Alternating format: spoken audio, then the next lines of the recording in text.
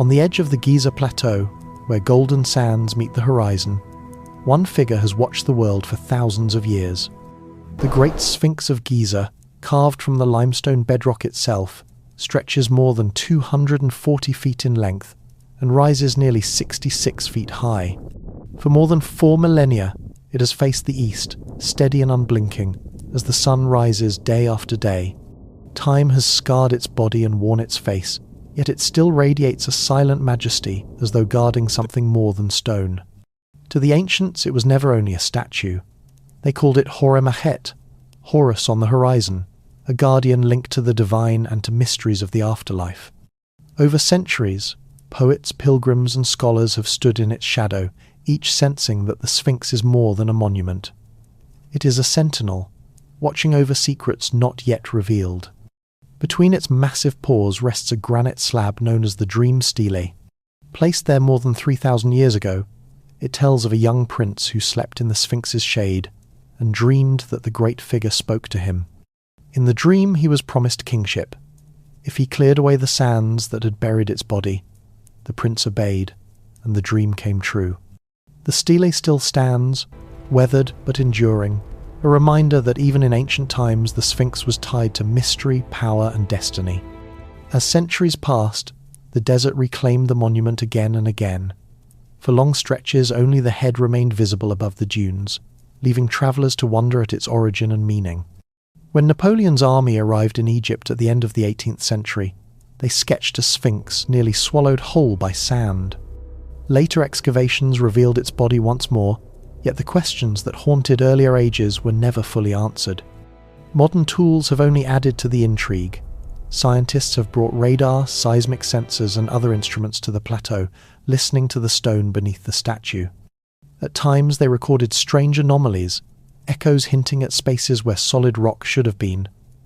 Are these natural fissures, the product of time and erosion, or are they chambers sealed long ago? No one can yet say for certain, and so the riddle deepens. Legends have filled the silence. Some speak of a hall of records, a hidden library where the wisdom of lost civilizations might still lie in wait. Others imagine ancient relics, maps, or writings that could change our understanding of the human story. Whatever truth lies beneath, the very possibility has kept the Sphinx alive not just as a work of stone, but as a question that endures across the ages. By day it endures the burning sun, by night it glows softly under the stars. To stand before it is to feel that it is not simply carved rock, but a presence, watching, guarding, perhaps waiting. What lies beneath its paws? Could there be a forbidden chamber, sealed away for thousands of years, holding knowledge that might rewrite our history? If tales of lost civilizations and ancient mysteries speak to you, tap like and consider subscribing so you will not miss what follows. If the thought of a hidden chamber beneath the Sphinx stirs your imagination, share your reflections in the comments below. And now, as we set out to explore what may lie beneath its paws, let us first return to the beginnings of the Sphinx itself. For in its very origins, questions already rise, like mirages across the desert sands. Most Egyptologists hold to a clear view. The Sphinx was carved around 2,500 years before the Common Era, during the reign of Pharaoh Khafre of the 4th dynasty. His pyramid still towers just beyond the statue, flanked by the Valley Temple where his body would have been prepared for the afterlife. To the orthodox mind, the Sphinx is Khafre's guardian, its human face a likeness of the pharaoh himself, wearing the Nemes headdress, its lion's body symbolizing both earthly strength and divine power. In this view, it was a monument of kingship, meant to gaze eternally at the rising Sunday. The carving itself was a feat of imagination and engineering. Rather than hauling colossal blocks from quarries, the builders chose to carve directly into the limestone ridge of the plateau. The material they removed was not wasted. Large blocks cut from the ditch around the statue were used to raise the Sphinx temple that still stands before its paws. Archaeologists with the American Research Center in Egypt and the Smithsonian have noted that this method explains why the statue and its temple are so closely linked, two monuments born from the same act of excavation. It also left peculiar cuts and cavities in the bedrock, some of which may explain the anomalies that modern science continues to detect. In the traditional story, the Sphinx was Khafre's creation, the largest single statue in the ancient world, the stone guardian of a pharaoh's eternal city of the dead. Yet even within this account, questions remain. Why is the head so disproportionately small compared to the massive body? Why do its weathering patterns differ from the pyramids nearby? And why did later pharaohs feel compelled to repeatedly clear and restore the monument as though it carried a weight of meaning far beyond that of a royal portrait? Some researchers believe the answer lies in its form.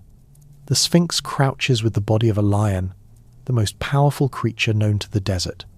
But its head, carved as a man, appears almost delicate, too small for the body that supports it.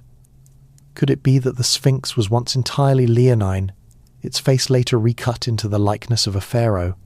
If so, it may have been carved not in Khafre's time, but in an earlier age, when the lion as a symbol of cosmic power held sway over the Nile. This theory, though not accepted by the mainstream, has fascinated many who sense the monument's age stretches far deeper into history.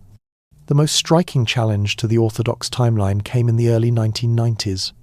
Geologist Robert Schoch and writer John Anthony West examined the weathering of the statue and the quarry walls around it. They concluded that the deep fissures on the Sphinx's body were not the work of wind and sand alone. Instead, they looked like the product of prolonged heavy rainfall, the kind that had not touched the Giza Plateau since thousands of years before Khafre's reign. Their conclusion was controversial. The Sphinx could be 7,000 to 9,000 years old, dating to a time when the Sahara was green with lakes and savannas, long before the known dynasties of Egypt. This theory sparked fierce debate. Egyptologists countered that there is no evidence of a civilization capable of carving such a monument so early in history. Yet the patterns of erosion remain visible, and to many eyes they look more like water than sand. Whether one accepts the claim or not, it adds to the aura of mystery, suggesting that the Sphinx may stand as a witness to an age that has vanished from our records. Ancient texts add their own layers to the puzzle. Between the paws of the statue stands the Dream Stele, a granite slab erected by Pharaoh Thutmose IV around 1400 years before the Common Era. Its inscription tells a tale that feels more like legend than history. As a young prince, Thutmose fell asleep in the shade of the Sphinx, which was then buried up to its neck in sand. In his dream, the great figure spoke, promising him the throne of Egypt if he would free its body from the desert's grip. The prince obeyed, cleared the sands, and indeed became pharaoh. The stele remains in place today, worn by time but still legible, a reminder that even in antiquity the Sphinx was seen as more than stone. It was a living presence, a being that could offer kingship and destiny. The placement of the stele is itself significant. It rests at the very base of the Sphinx, directly between its paws, marking the ground beneath the chest as a sacred space. From the earliest times, the area beneath the Sphinx was viewed as a place of power, perhaps even of secrecy.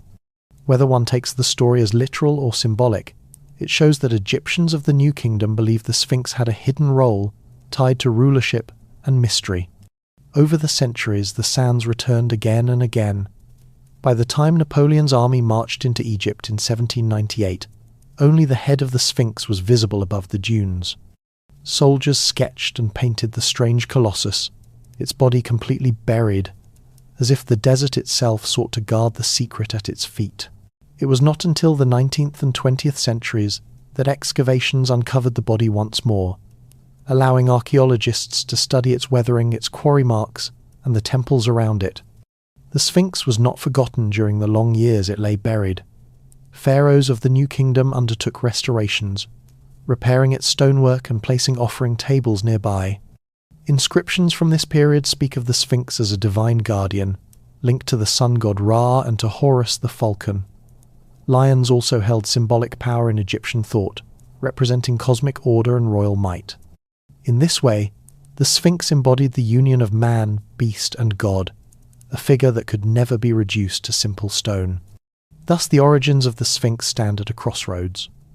On one hand, it belongs firmly to the reign of Khafre, a masterpiece of Old Kingdom engineering carved from the living rock and paired with its temple. On the other hand, its weathering, its odd proportions, and its ancient stele suggest an age and a meaning far older, one perhaps tied to a forgotten time when the Nile Valley looked very different. Was it always Khafre's guardian, Or was it a monument adopted and reshaped by pharaohs who came later?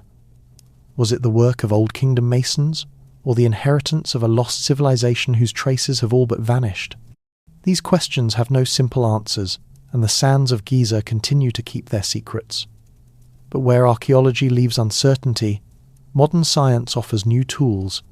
To move closer to the truth, researchers have brought ground-penetrating radar, seismic instruments, and electromagnetic sensors to the base of the Sphinx. What they found has only deepened the riddle, suggesting not just surface weathering but hidden cavities beneath the pores and along the body. And so, our story must now move from the mysteries of the past to the discoveries of the present. For if the origins of the Sphinx are uncertain, the anomalies revealed by science are even more intriguing. Let us now turn to the surveys of modern times and listen to what the Earth itself has whispered beneath the Sphinx. For centuries, the Sphinx was studied with little more than the naked eye, sketches and chisels. But in the 20th century, new instruments allowed us to look not just at the weathered stone above the sands, but beneath the surface as well. What these studies revealed was surprising: the possibility that the Sphinx may not be entirely solid, but instead rests above hidden cavities. The first major attempt to probe beneath the statue came in 1977, when researchers from the Stanford Research Institute carried out ground-penetrating radar tests. They placed their equipment around the body of the Sphinx, sending electromagnetic pulses through the limestone to measure what lay below. To their astonishment, the data suggested unusual anomalies both around and beneath the monument. Areas that should have reflected solid bedrock instead showed signs of hollowness. Though the results were not widely publicized at the time, they marked the beginning of a new line of inquiry, that the Sphinx might sit atop something more than stone. A decade later, between 1987 and 1991, a Japanese team from Waseda University conducted their own surveys. Their findings were published quietly, but they contained remarkable details. Using a combination of electromagnetic soundings and resistivity measurements, they identified a north-south passage running beneath the statue, a curious feature that had never been reported before. They also detected pockets of water about 8 to 10 feet below the southern hind paw, suggesting that groundwater interacted directly with the base of the statue. Even more intriguing, their data indicated a hollow space near the northern hind paw. If correct, the Sphinx was not simply carved from stone and left to stand alone.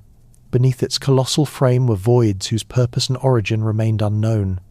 In 1992, geophysicists Thomas Dobecki and Robert Schoch published a seismic study in the journal Geoarchaeology. They used seismic waves to map the subsurface beneath the Sphinx, measuring how vibrations traveled through the ground.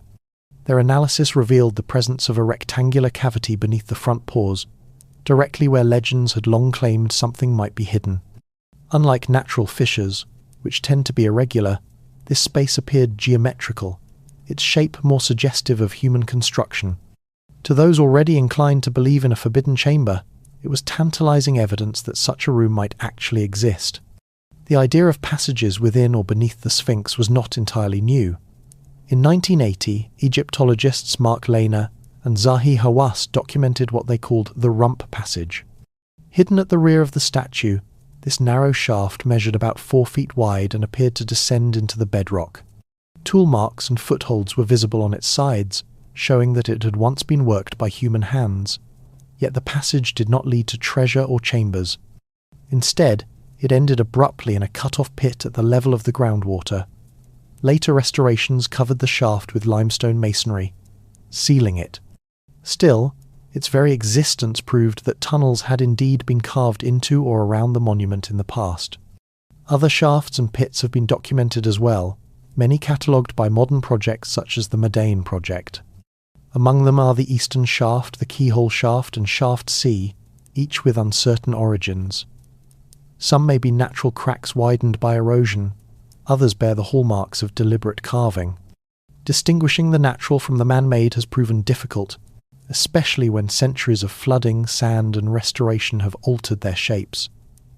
Yet their presence reminds us that the area around the Sphinx is far from simple solid rock.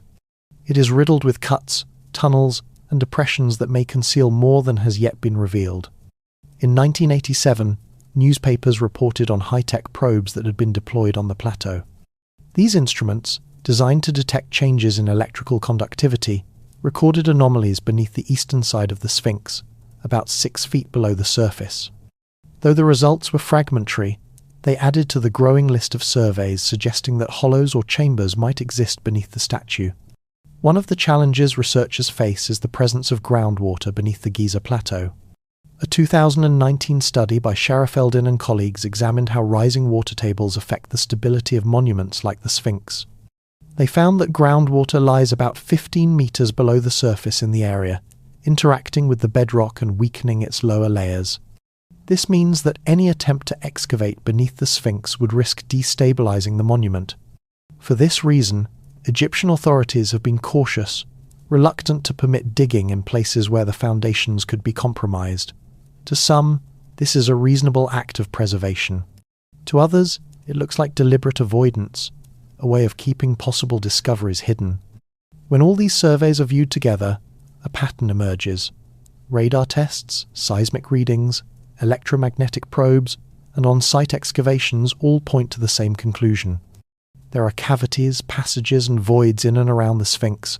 Some are certainly natural, others may be the result of ancient builders or later intruders. And at least one, the rectangular cavity detected beneath the front paws, raises the possibility of something intentional, perhaps even the legendary chamber that has haunted imaginations for centuries. Yet despite all these studies, no full excavation has ever been carried out. The rump passage was sealed, the cavities mapped by seismic surveys remain untouched. The shafts listed in archaeological reports have not been explored to their ends. Each anomaly remains a question mark. Why, if so many independent teams have reported unusual features beneath the Sphinx, has there never been a public and systematic attempt to explore them? Is it simply the concern of conservation? Or could it be that revealing what lies beneath would challenge more than just stone, it might challenge history itself? And so the Sphinx holds its silence. Science has pressed close, listened to the earth, and caught whispers of hidden spaces. But until someone dares to dig, or is allowed to dig, the truth will remain locked away in darkness. If this mystery stirs your imagination, tap like, and stay with us, because next we explore what these hidden chambers might hold. The Sphinx waits, paws heavy upon the sand, its silence unbroken. If beneath it there truly lies a sealed chamber, the question is not only whether such a place exists, but what it might hold. For centuries voices have wondered, and in the stillness of the desert these whispers weave themselves into stories of memory, legend, and science. One of the oldest tales is that of a hidden library, a hall of records said to preserve the knowledge of the ancients. The Egyptians revered the god Thoth as the keeper of wisdom and writing, the one who measured the heavens and recorded the secrets of earth. In fragments of text and later traditions, it was said that he concealed his writings so they would survive the fall of empires and the floods of time. In the 20th century, the American mystic Edgar Cayce added to this legend, claiming in trance that beneath the Sphinx between its paws, a hall of records waited. He spoke of scrolls that told the story of humanity before the Great Flood, of civilizations lost to memory, of truths hidden until an age when the world was ready. His prediction that the chamber would be found before the year 2000 passed without fulfillment, yet the legend endures, kept alive by the knowledge that scientific surveys have indeed detected hollow spaces beneath the statue. The library has never been opened, but its shadow lingers in every echo beneath the stone. Not all imagine texts alone. Some see the chamber as a vault of objects, artifacts that might change how we view the ancients. When Tutankhamun's tomb was uncovered in 1922, among the treasures was a dagger unlike the rest. Scientific analysis later proved its blade was made of iron from a meteorite, forged from the metal of the heavens long before the Iron Age. If such an extraordinary object could exist in the late New Kingdom, what relics might lie in a chamber sealed thousands of years earlier? The precision of pyramid masonry, the cutting of granite harder than the tools believed available, the transport of blocks weighing tens of tons across desert and river, all remain partly unexplained. Some whisper that the chamber could hold the lost tools of the builders, devices of stonework now forgotten, perhaps even alloys or metals unknown to us. Such ideas drift toward speculation, yet they are grounded in the puzzles of real archaeology, questions still unanswered by modern science. There are others who imagine that within the sealed chamber lie records of the Earth itself, maps drawn when the world was different. In 1513, the Ottoman admiral Piri Reis created a map that astonished later generations. It showed the coasts of Africa and South America with accuracy far beyond its time. But most strangely, it appeared to depict Antarctica not as an icy mass but with bare shorelines, as though the continent were seen before it froze. Antarctica was not officially discovered until 1820, and its coasts have been covered by ice for millennia. How could a 16th century map reveal such detail? Scholars note that Piri Reis drew from older sources, fragments of maps that no longer exist. If so, where were those sources preserved? For believers, the answer lies beneath the Sphinx. They picture shelves of scrolls, tablets of stone, a prehistoric atlas resting in the chamber, waiting to reveal that our ancestors knew far more of the world than we imagine. Others turn their gaze to the sky. The Sphinx faces east, toward the rising sun, but its alignment also carries a stellar resonance. Around 10,500 BCE, the constellation Leo rose in the east precisely where the Sphinx looks, a lion in the sky mirroring a lion carved in stone. Nearby, the three pyramids of Giza line up in striking harmony with the belt stars of Orion.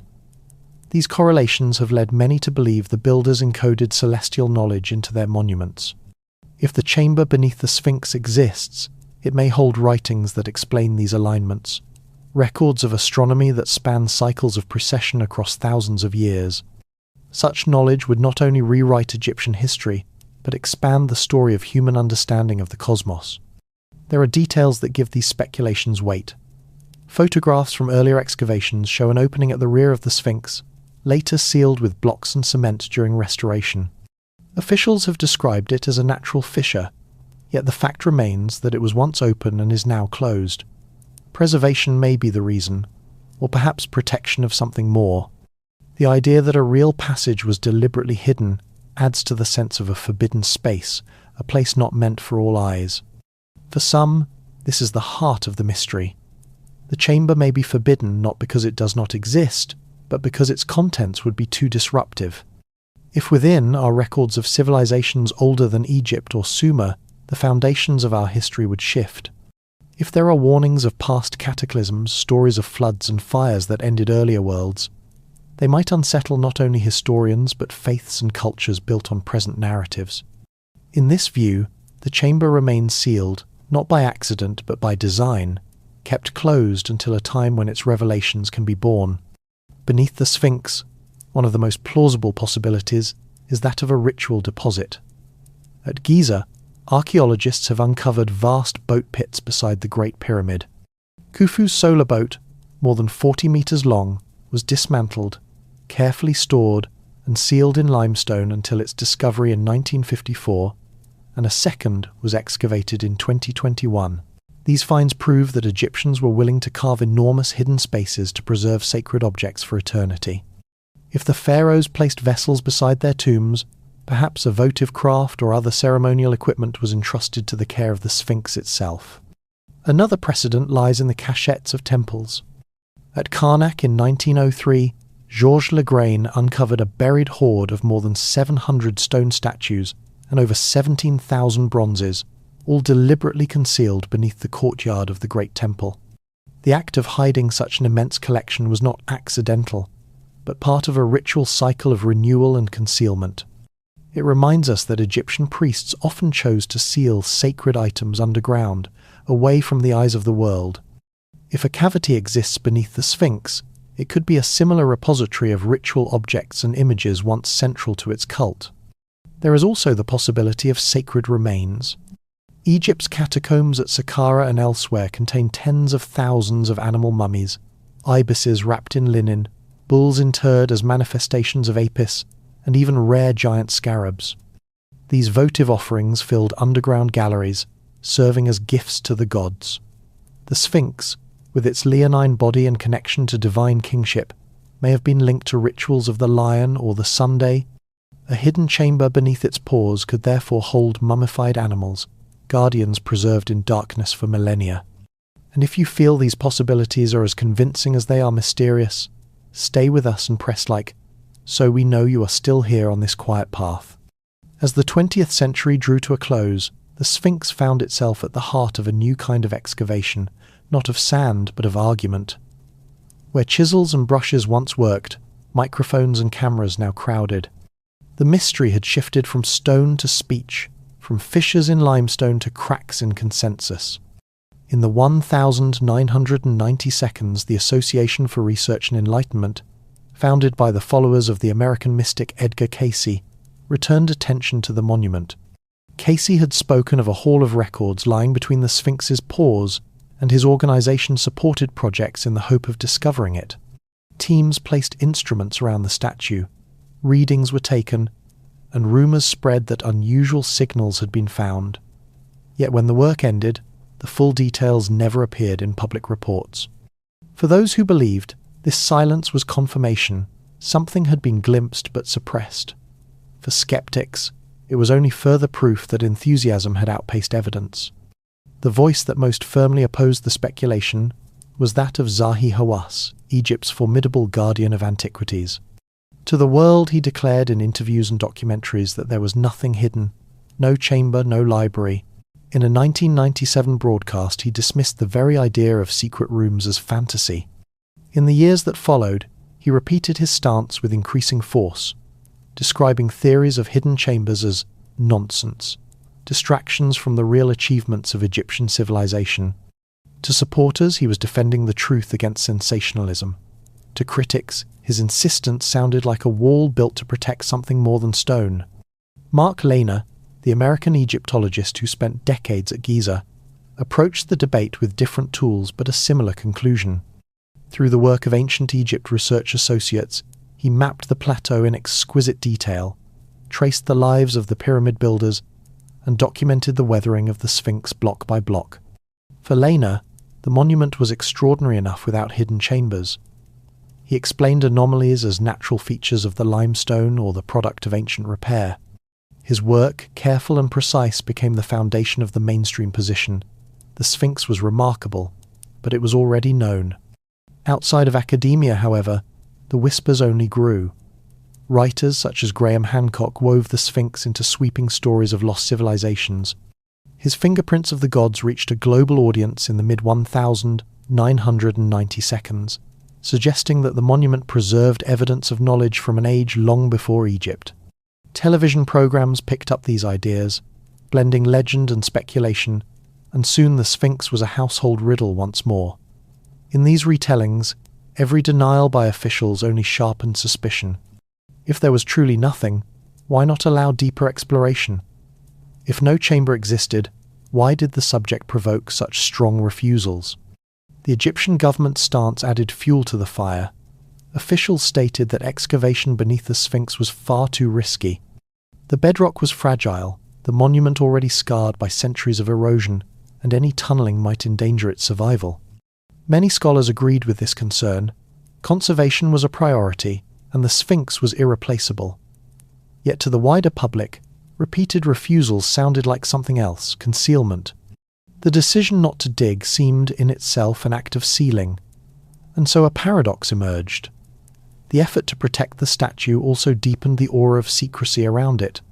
These arguments created two narratives that still run side by side.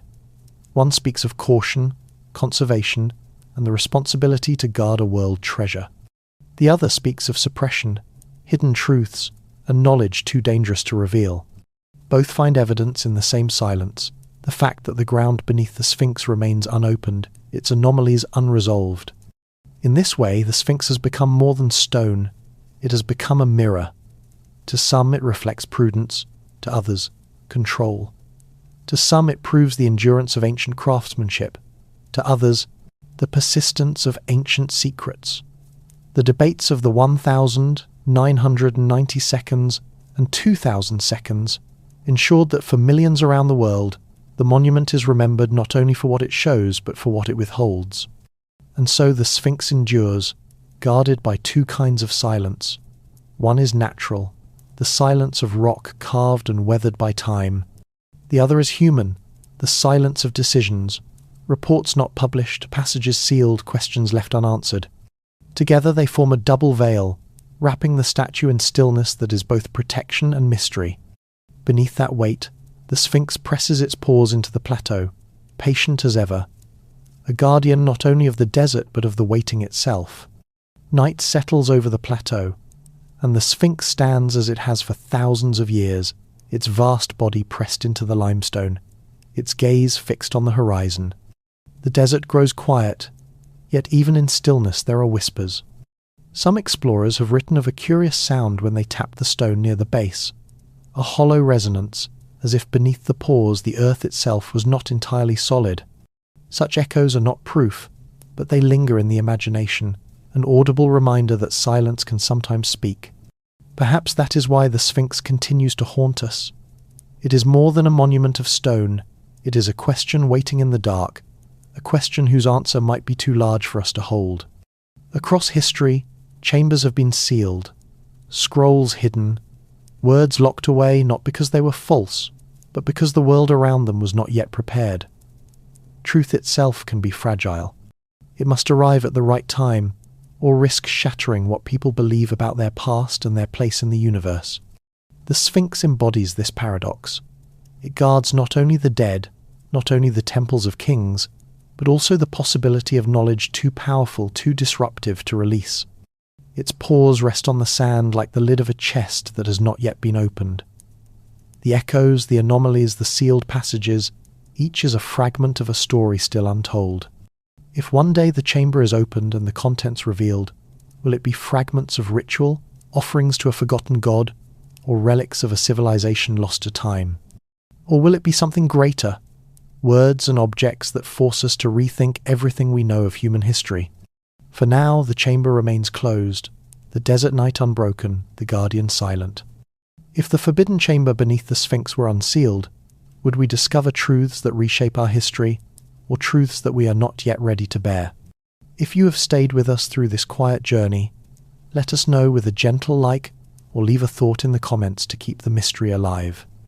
And if you wish to dream through more stories of lost worlds and hidden histories, subscribe and stay close, for there are many more secrets still waiting in the sands of time. Good night.